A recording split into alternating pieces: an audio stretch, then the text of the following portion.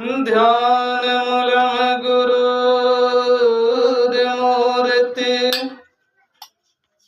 पूजामूलं गुरुर्पदं मन्त्रमूलं गुरुर्वाक्यं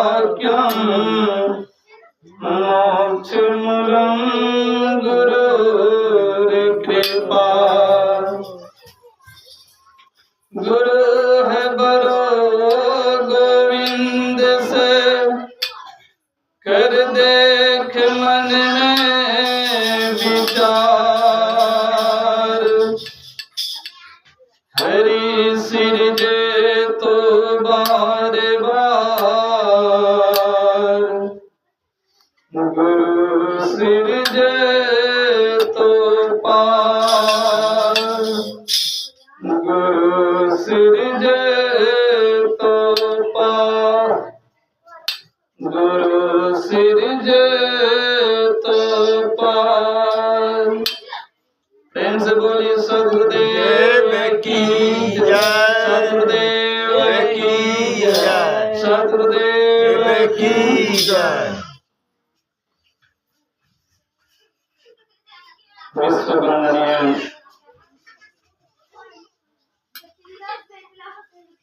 संत शिरोमणि कबीर साहिब जी स्वरूपीन परम पूज्य सद्गुरु धर्मसुर साहिब जी के चरणों में कोटि कोटि नमन। हमारे जाति हमारे जितने भी संत साधु बाबा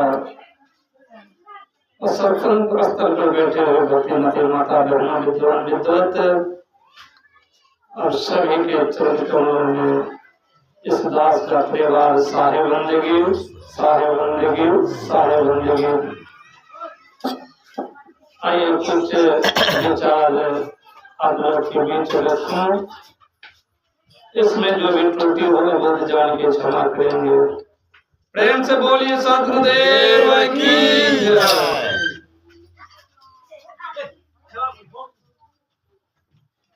आज सभी जानते होंगे श्री ओम प्रकाश यादव जी के नौकरी की अन्नप्राश के उपलक्ष्य में सत्संग का कार्य रखा गया है और बहुत धूमधाम से 6 बजे से ही संध्या भजन अर्जी भजन स्तुति स्तुति हुए और आज सभी जानते हैं कि अन्नप्राश 6 महीना जब बच्चे का होते हैं 6 महीने का ही अंदर में अन्नप्राश का उपलक्ष्य रखते हैं। साधु संत महात्मा को बुलाते हैं और सबसे मेन बात साधु संत महात्मा को बुलाने का कारण है आप जब एक बच्चे की अवतरित होते हैं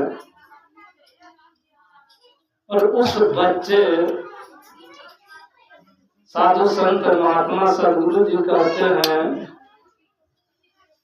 वो भगवान का रूप होता है। और रामायण में भी कहा ईश्वर अंश जीव अविनाशी, ईश्वर का अंश बतलाए इस जीव को। तो भगवान का रूप उस बच्चे को कहते हैं। तो आज उस बच्चे को अन्न खिलाने का काम होगा और अन्न किनके हाथों से पहले खिलाया जाए ये विचारणीय होता है। अन्न की बहुत बड़े महत्व होता है हमारे जीवन में। शुभ अशुभ जैसे हम लोग मानते हैं, कोई कार्य करने से पहले संतों को, साधु को, या जो कोई ब्राह्मण को मानते हैं, ब्राह्मण को पूछते हैं कि क्या शुभ होंगे, क्या अशुभ होंगे। उस बात को साधु संत के द्वारा, ब्राह्मणों के द्वारा बतलाया जाता है। उसी प्रकार आज अन्न जो है खिलाने का काम साधु संतों के हाथों के द्वारा किया जाएगा,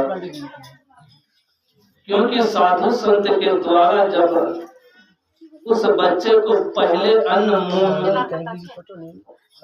खिलाया जाएगा, मुंह के अंदर जब जाएंगे, अंतःकरण उन बच्चा का शुद्ध होगा।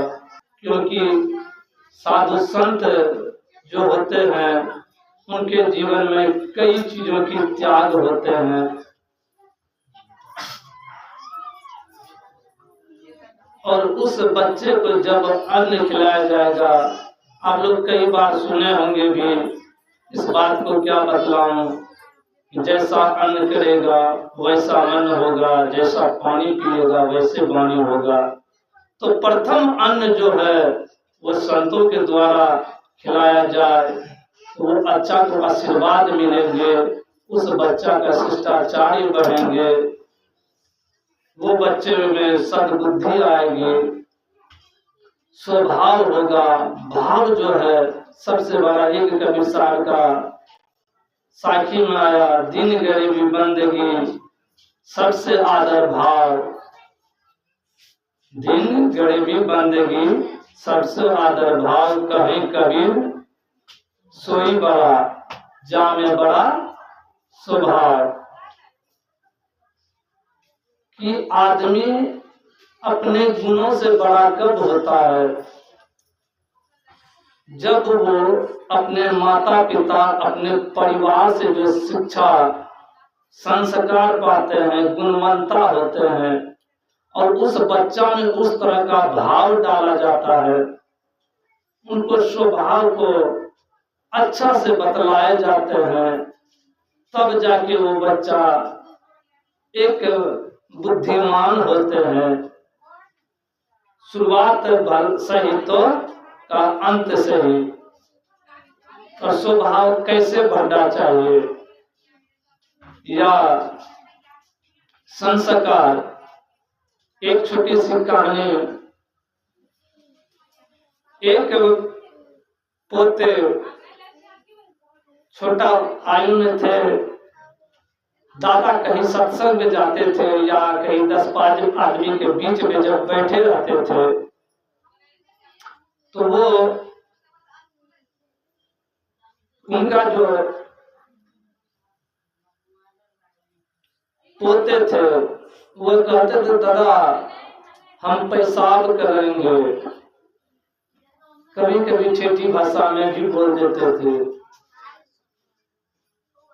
आप जानते हैं ठेठी भाषा में क्या सत्संग में बोलूं। तो उनको दादा को लगा कि मेरे 5-10 आदमी के जब रहता हूं तो वो बच्चा बोलता कि ना पेशाब लगा है, पेशाब करूंगा।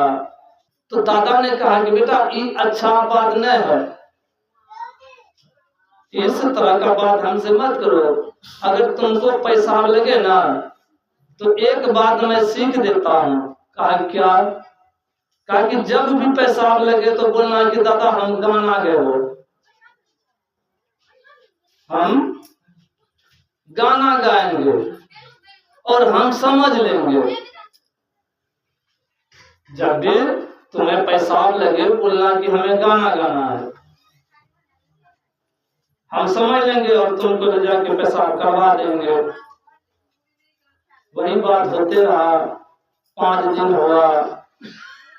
उसके बाद आ गया उस पर्व, वो लाडू चूड़ा वाला। उनका नानी और नाना आए, वही लाडू चूड़ा मुड़ी जो भी 3 सकरी ले करके और नाना कहने लगे ना हम नाती को लेके जाएंगे अपने साथ में। कहा आपका भी हक बनता, अच्छी बात है। रात ठहरे मेहमान और रात में लेके जाते हैं, सुबह में लेके चले जाते हैं। जाते जाते शाम हो गई। शाम में जब नाना के निकट सोते हैं, अब सब आदमी जब सोए, वो बच्चे को 12 बजे रात में पेशाब लग गया। अब उनका स्वभाव जो था, उसके अंदर जो